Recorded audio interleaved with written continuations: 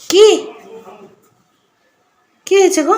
বলছি আমি মাখন দিয়ে দেবো না দিয়ে দিয়ে দেবো? আমি মাখন একটা মাখাচ্ছি, আর একটা জ্যাম দিয়ে করে দেবো।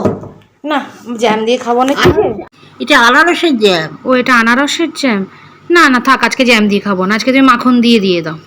তাহলে মাখন দিয়ে দিচ্ছি দুটোই। ওর মধ্যে একটুখানি শসা কুচি আর বিট নুন, পেঁয়াজ কুচি। আচ্ছা, আর গোলমরিচ গুঁড়ো, তাই তো? হ্যাঁ, ঠিক আছে, ঠিক আছে, এটা দিয়ে আজকে করে দাও, আজকে এটা দিয়ে খেয়ে নি। ঠিক আছে। কালকের মতো এতগুলো ফল কেটেছো? কত রোজই খেতে হবে? এত খেতে পারছি না। আরে বাবা, টিফিনটা খাওয়ার একটু পরে খানা। সেটা ঠিক আছে।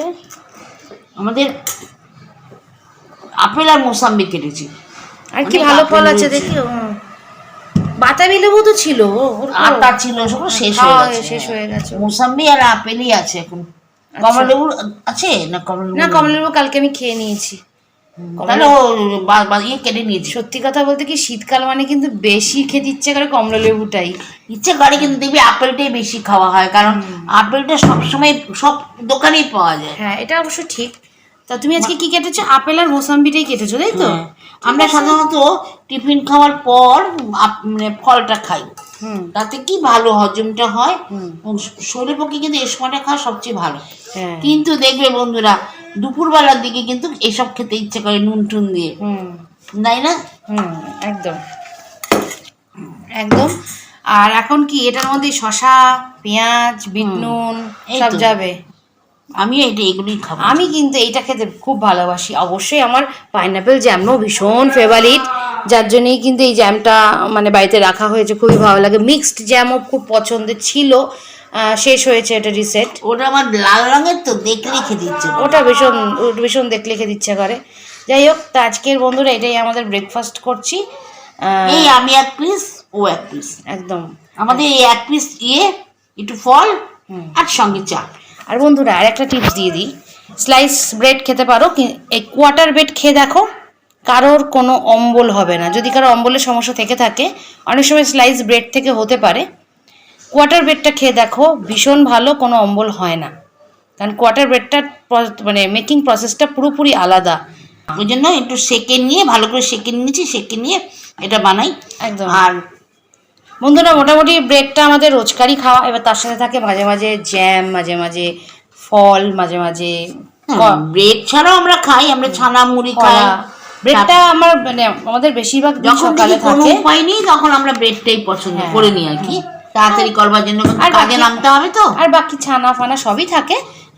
অবশ্যই চেষ্টা করি নানা রকম খাওয়ার, একটু উপকারী জিনিসটা সকালে পেটে দেওয়ার চেষ্টা করি। আর হ্যাঁ, আমাদের অবশ্য গোলমরিচটা গেল কোথায়? আমাদের অবশ্য একরকম কোনোটাই পোষায় না, একটু ঘুরি ফিরি খেতেই ভালোবাসি। তবে ব্রেডটা বেশিরভাগ দিন রাখার চেষ্টা করি, কারণ এটার সঙ্গে আমরা ফলটা খেয়ে নিতে পারি, কলা দিয়ে পাউডার দিয়েও খাই, তো এটার সঙ্গে তাড়াতাড়ি করা যায়। একদম, এটা খুব মানে চটপট, কোনো ব্যাপার নেই। আমরা বাসি রুটি থাকলো সেটাকে খাই, ব্যাস আর দিও। হ্যাঁ, তারপরে সবই খাই, আবার ছানা খাই, কখনো উপমা করে খাই, কখনো এগুলো নানা রকমই খাই, কিন্তু শর্টকাট পড়েছে এইটা।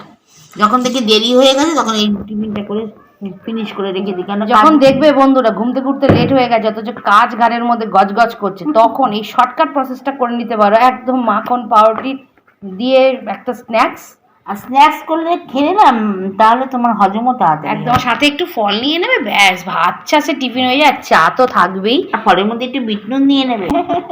তো বন্ধুরা, আমাদের ব্রেকফাস্ট চলছে এখন, ব্রেকফাস্ট টাইম আমাদের। তোমরা কে কি ব্রেকফাস্টে খাচ্ছো বা খেয়েছো? চা তো থাকবেই।